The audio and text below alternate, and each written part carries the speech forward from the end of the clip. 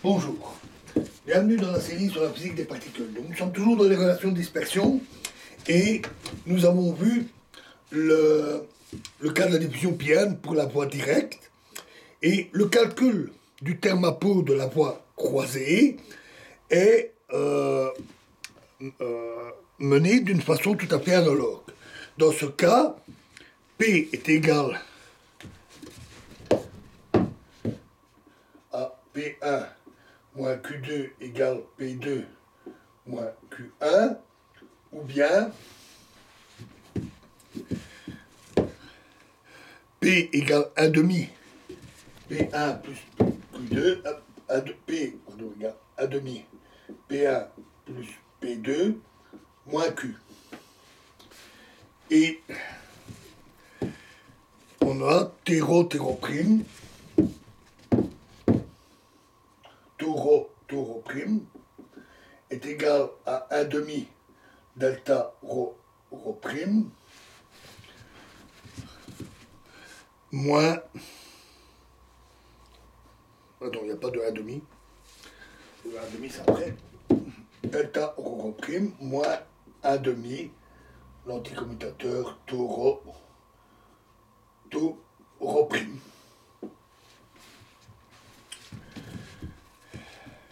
Et donc en faisant les substitutions, on a donc que T0 2, pour la voie 2, est égal à moins G carré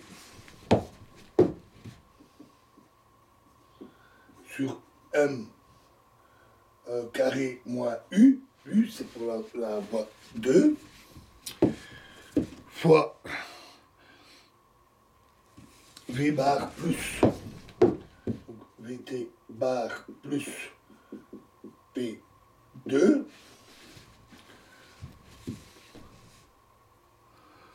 fois Q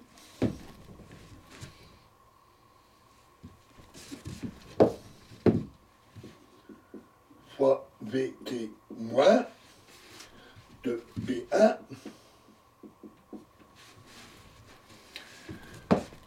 fois la même expression ici.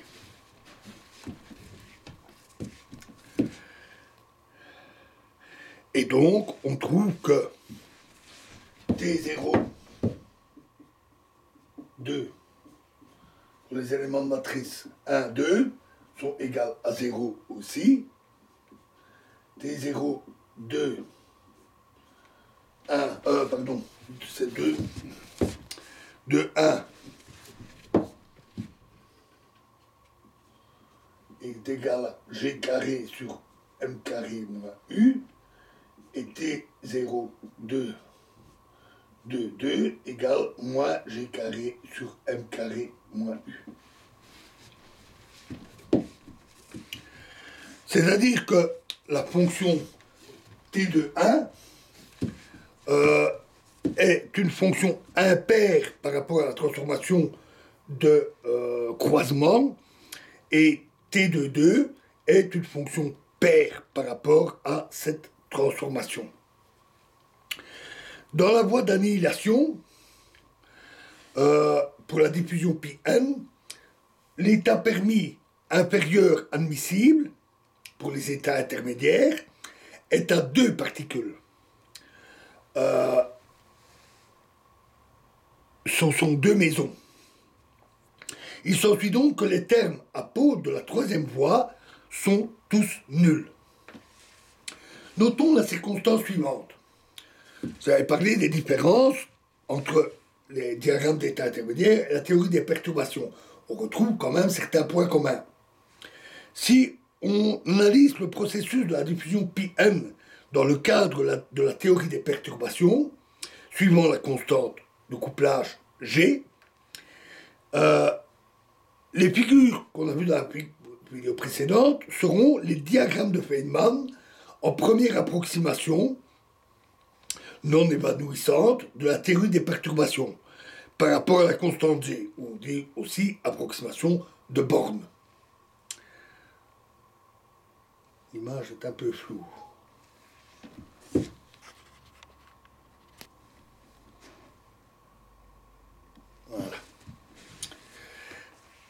Et si dans ces diagrammes, on remplace la constante non renormalisable, constante de couplage, par une constante renormalisable, les expressions des éléments de la matrice relatifs à ces diagrammes coïncident avec les résultats que nous avons obtenus ici. Et une situation analogue s'obtient pour d'autres processus. Par conséquent, l'expression de l'amplitude à pôle obtenue à l'aide des relations de dispersion et l'expression de l'élément de matrice au premier ordre non évanouissant de la théorie des perturbations, le terme de Born, coïncident.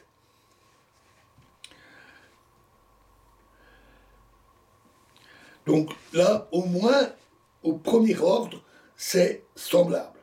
Alors, renormalisation près, l'approche que nous avons suivie ici est axiomatique et nous évite jusqu'ici la renormalisation. Parlons maintenant de l'approximation à deux particules. Ici, nous avons fait à une particule, nous voyons à deux particules.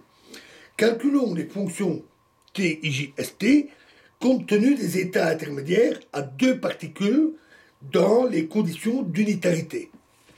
Dans ce cas, la relation de dispersion peut être amenée à une forme plus commode pour les applications pratiques.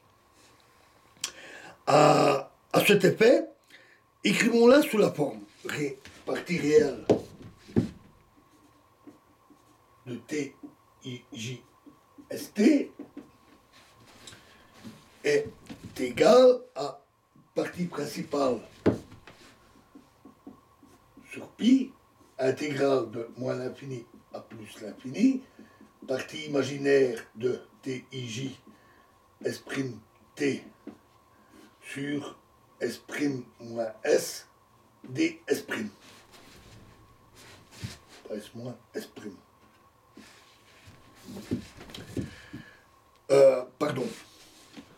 On fait la substitution par la variable v qu'on avait vue, v', dv', v' moins v. Et on découpe simplement cette intégrale en deux parties.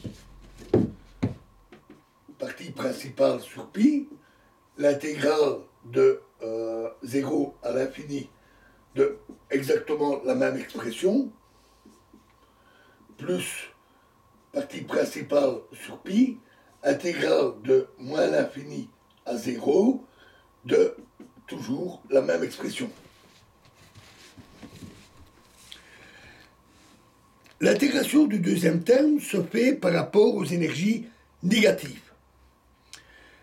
Pour éliminer l'intégration sur ces énergies négatives, qui sont absurdes au sens physique, effectuons dans la deuxième intégrale la substitution de la variable v par moins v.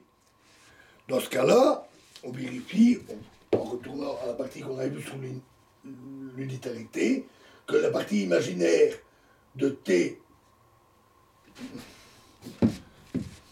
de v est égale à moins partie imaginaire de t moins v.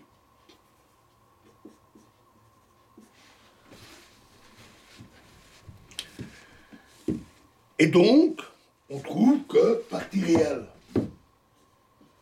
tij vt est égale à pp sur pi, toujours l'intégrale de 0 à l'infini, toujours la même expression, plus partie principale sur pi, de l'intégrale de 0 à l'infini, cette fois-ci, on passe aux énergies positives, imaginaire tij moins v't dv' divisé par v' plus v.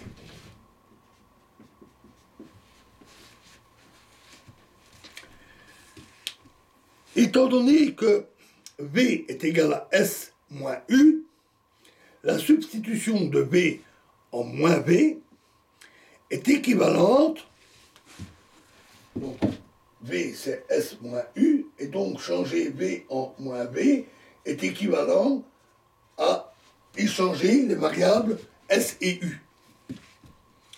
C'est-à-dire que la substitution V en moins V est équivalente au passage à la voie croisée. La dernière relation ici ne comporte pas d'intégration sur les énergies négatives, et donc il est clair que nous l'avons obtenue en remplaçant la partie absorptive, non physique, des fonctions de la voie directe par la partie absorptive physique des fonctions de la voie croisée. Voilà, et nous verrons la suite dans la prochaine vidéo. Je vous remercie.